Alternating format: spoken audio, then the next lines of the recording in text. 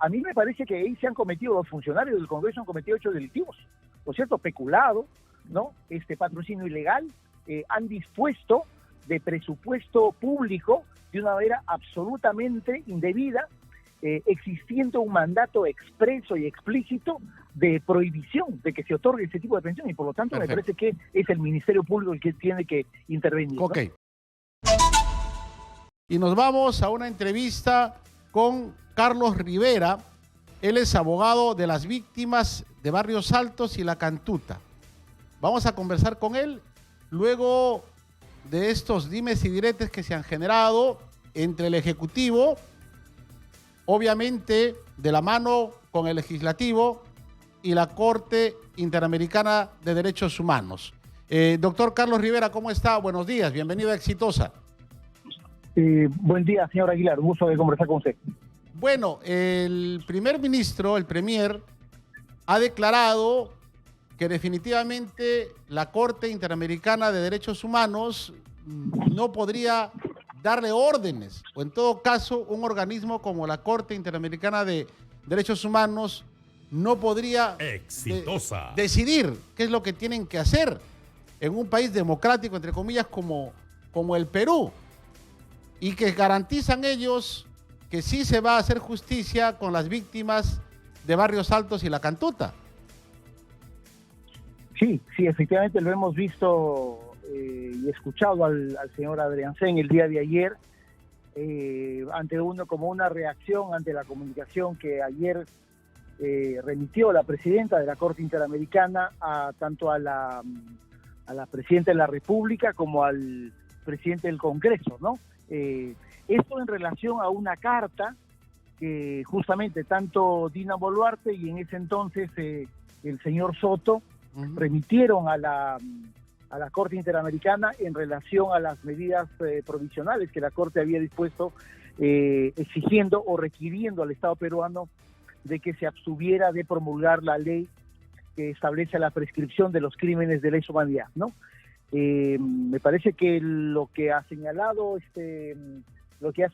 señor Adriansen es una ratificación de la posición del Estado peruano, pero justamente el contenido de la comunicación remitida por la presidenta de la Corte Interamericana es, desde mi punto de vista, categórica y muy, llamémoslo, educativa, en el sentido de que le recuerda a la presidenta de la República cuáles son las obligaciones contenidas en la Convención Americana en relación a los estados, que ojo, no solamente es una obligación de Perú, sino de todos los estados que han firmado y ratificado este tratado internacional, que es justamente dar cumplimiento a los mandatos y a las resoluciones y a las sentencias de la Corte Interamericana. Digamos, le dice al Estado, le dice a la Presidenta de la República que los tratados y lo que disponen los órganos de los tratados, como la Corte y la Comisión, son la base de un principio fundamental del derecho internacional que se denomina como el Pacta Sunt Servanda, es decir,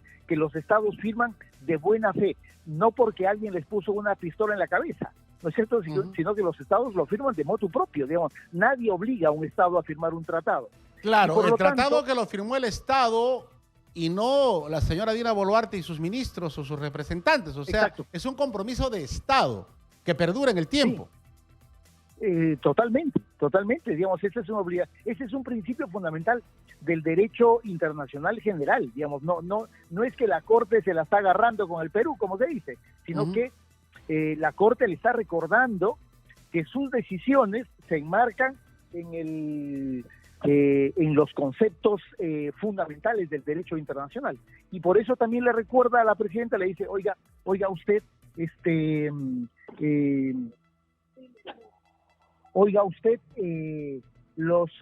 las alegaciones sobre disposiciones de derecho interno, esos no pueden ser objeto de oposición a las disposiciones de un órgano internacional. Doctor Carlos Rivera, sin embargo, respecto a esta ley que limita alcances en delitos de lesa humanidad, el premier ha asegurado que esta ley no se aplica a partir del momento en que se promulga.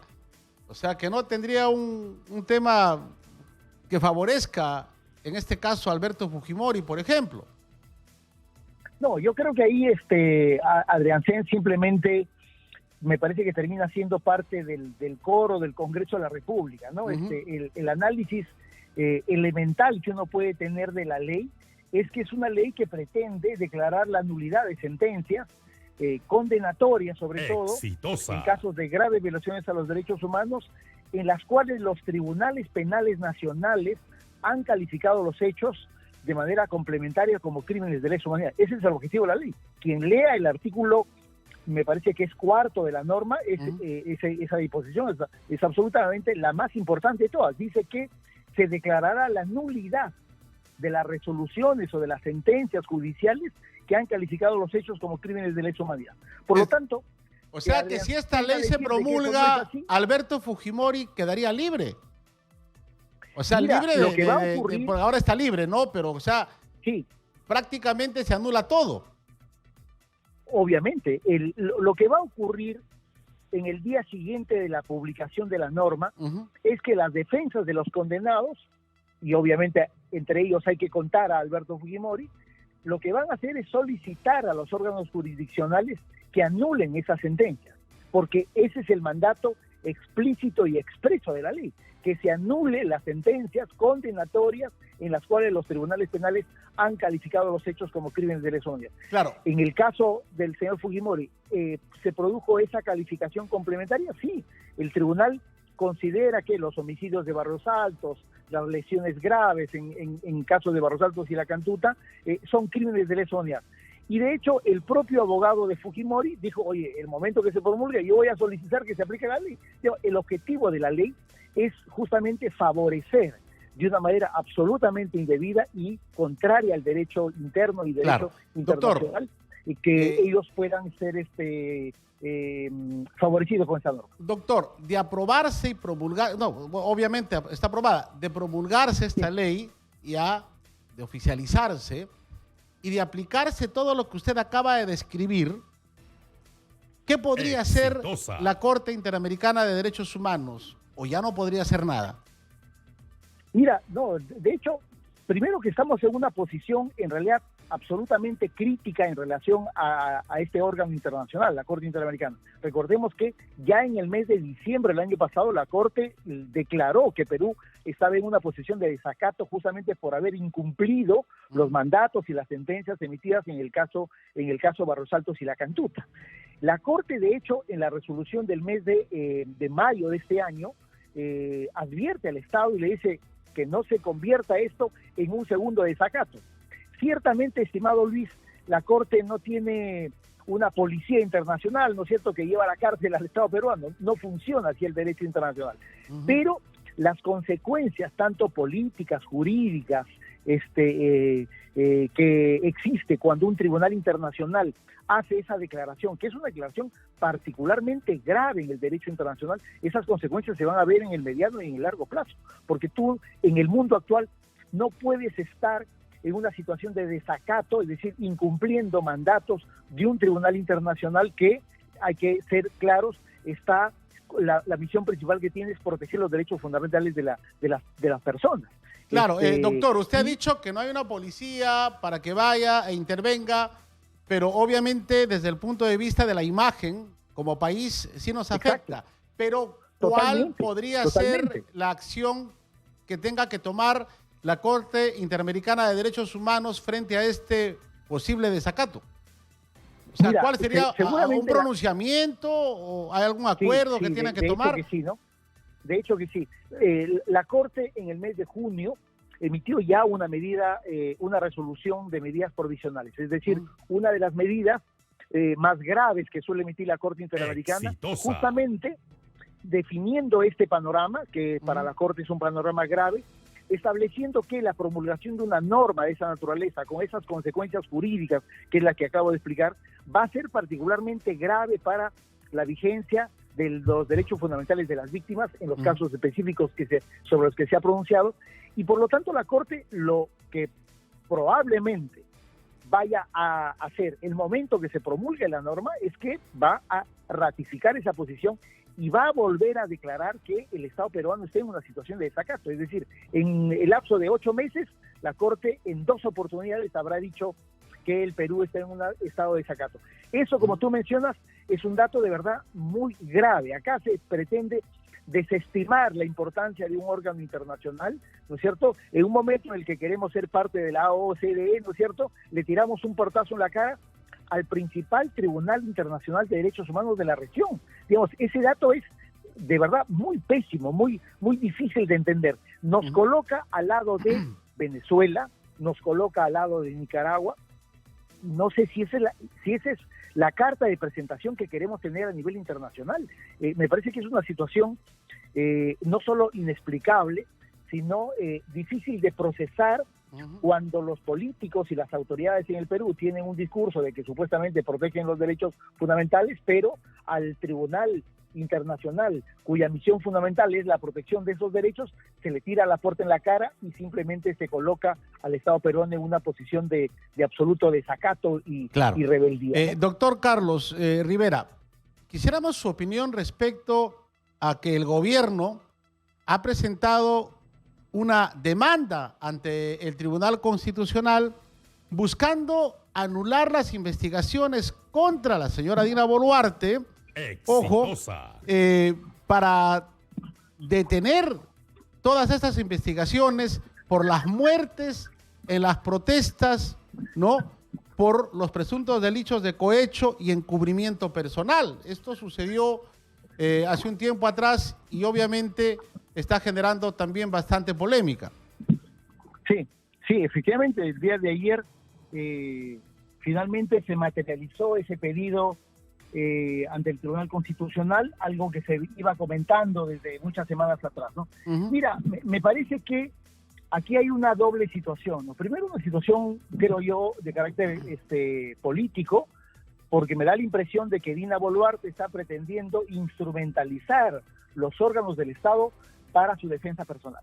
Es decir, porque es obvio que la demanda presentada el día de ayer al Tribunal Constitucional es parte de la estrategia de defensa de la defensa personal de Dina Boluarte, porque Dina Boluarte está comprometida en investigaciones graves de corrupción de funcionarios y también de crímenes contra los derechos humanos por el tema de las protestas. De hecho, la semana pasada la Fiscalía de la Nación ha presentado una denuncia constitucional. Pero ese es un dato para mí político. Se pretende instrumentalizar la Procuraduría Pública para ejercer la defensa personal de Dina Boluarte, porque Boluarte entiende que su situación procesal es sumamente difícil y que se ha ido empeorando significativamente, sobre todo en el último medio año. Eso en primer lugar. En segundo lugar, Luis, creo que hay que hacer un análisis más de carácter jurídico constitucional, ¿no es cierto? Es decir, durante mucho tiempo la Fiscalía de la Nación mantuvo una suerte de debate interno de si es que se puede o no investigar a quien tiene la condición de presidente de la República, ¿no? Y esa discusión fue resuelta en el caso de Martín Vizcarra por parte de la ex fiscal de la Nación, Zoraida Ábalos. En el momento que Zoraida Ábalos dijo, le voy a abrir una investigación, y ciertamente suspendió el curso de esa investigación. Pero luego, una situación parecida ocurrió en el caso de Pedro Castillo, ¿no es cierto? Pero ahí, en la investigación que le abre Pablo Sánchez como fiscal de la Nación interino, pero en ese momento Patricia Benavides da un paso adelante y genera un desarrollo de esa interpretación, en el sentido de que la presidenta o presidente de la República no es una persona a la cual no solamente se le puede abrir una investigación, sino que puede ser sometida al curso y al desarrollo de esa investigación. Y eso es lo que ocurrió con Pedro Castillo, ¿no es cierto? Y eso es lo que viene ocurriendo con la señora Dina Boluarte. Claro, por un mandato doctor. expreso de la Constitución. Sí, doctor Carlos Rivera. La presidenta, sí, ¿qué pasaría si el Tribunal Constitucional le da la razón a la defensa de la señora Dina Boluarte? Mira, yo creo que esa posibilidad tiene un elevado porcentaje, ¿no? El TC finalmente funciona casi como una bancada del Congreso, entendiendo de que el Congreso está en un ánimo básicamente de protección de la Presidenta de la República, ¿no? Claro. ¿Qué cosa es lo que puede ocurrir? Mira, yo creo que sería un gravísimo retroceso, ¿no? En términos tanto jurídicos como constitucionales, ¿no? Porque me parece que el precedente de Pedro Castillo es un dato significativo que dio cuenta de varios pasos adelante de la interpretación de qué cosa se puede hacer con un alto funcionario. Ok, perfecto. Brevemente, rapidísimo, ¿qué opina usted respecto al pedido de Eduardo Salguana de eliminar la pensión vitalicia del señor Alberto Fujimori? Mira, a mí me parece que ahí se han cometido, los funcionarios del Congreso han cometido hechos delictivos, ¿no es cierto? Peculado, ¿no? Patrocinio ilegal, han dispuesto de presupuesto público de una manera absolutamente indebida, existiendo un mandato expreso y explícito de prohibición de que se otorgue ese tipo de pensión, y por lo tanto me parece que es el Ministerio Público el que tiene que intervenir, ¿no? Ok, perfecto. Muy bien, doctor Carlos Rivera, muchas gracias.